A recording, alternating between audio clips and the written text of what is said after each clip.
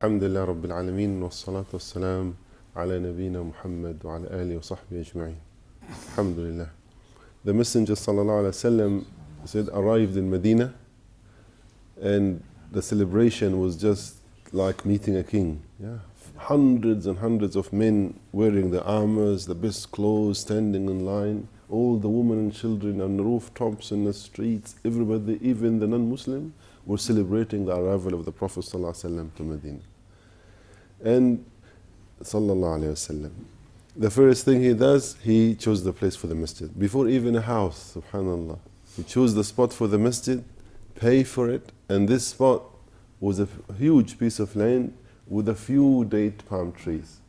Not a date tree farms, it's just a few, about 12 or something. They cut them off, cut them in half, and they make them into the wall of the masjid. So the masjid had 4 walls, 2 walls made of the trunk of the trees, and 2 walls made of the bricks of the rocks. And the Prophet ﷺ himself was carrying the rocks.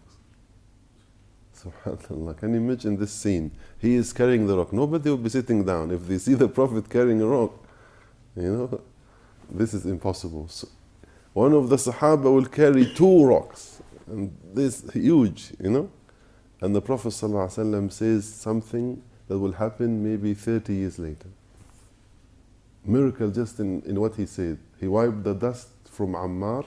Ammar ibn Yasir is carrying, imagine, 2 rocks in the mouth. And he says, وَيْحَ عَمَّارْ تَقْتُلُهُ الْفِئَةُ الْبَاغِيَةُ. Sorry for you, Ammar, you will be shaheed. On the hand of the Muslim also. The Muslim will fight each other, and one of them will be taking the wrong decision, and you will die in this battle. And the last thing you're going to have is a drink of milk. What is, subhanallah, the revelation coming non-stop. And this happened after the Prophet died, after Abu Bakr died, after Umar died, after, Uthman died. This happened in the time of Ali later on. It's about 30 years. And true, some group took one decision, no, we have to arrest the criminal who killed Uthman. Some group says, no, we just establish peace. Both of them were very close to the right, but the school ijtihad, they're trying the best. The Prophet ﷺ said one of them, of course, will be wrong. And he was, the last thing he had was a sip of milk, and he got up and a stray arrow got him. And when he died, the Sahaba who memorized this saying in the first day, they said, we are in the right, they are in the wrong. And they told them, and this war stopped. The fight stopped because of Ammar's death, radiallahu anhu. So this was the first thing in Medina to establish the masjid of the Prophet ﷺ, the one, and it was huge. It was, they say it's more than 100 feet by 150 feet, which is, for the size of the time, 1,000, it's enough for thousands of people to pray inside. But didn't have a roof. With its walls, it has half of it covered with roof. Half is not. And the half covered with roof is the Qibla, of course. Yeah? And the Qibla was facing back to Mecca, facing Al-Masjid Al-Aqsa, facing Al-Quds, Jerusalem.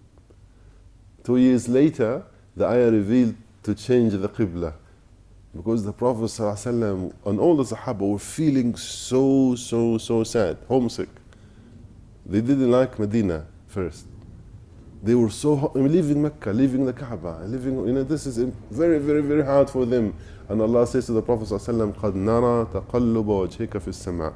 We can see you looking in the sky all the time, and your heart wanted to, because when he was in Mecca, he used to take the Kaaba in front in the same direction of Jerusalem. So he had to face both of them. So he was feeling okay. When he went to Medina, he can't do that one. He has to face Jerusalem. And 2 years later, the Qibla changed because of the Prophet ﷺ feeling and the Sahaba's feeling.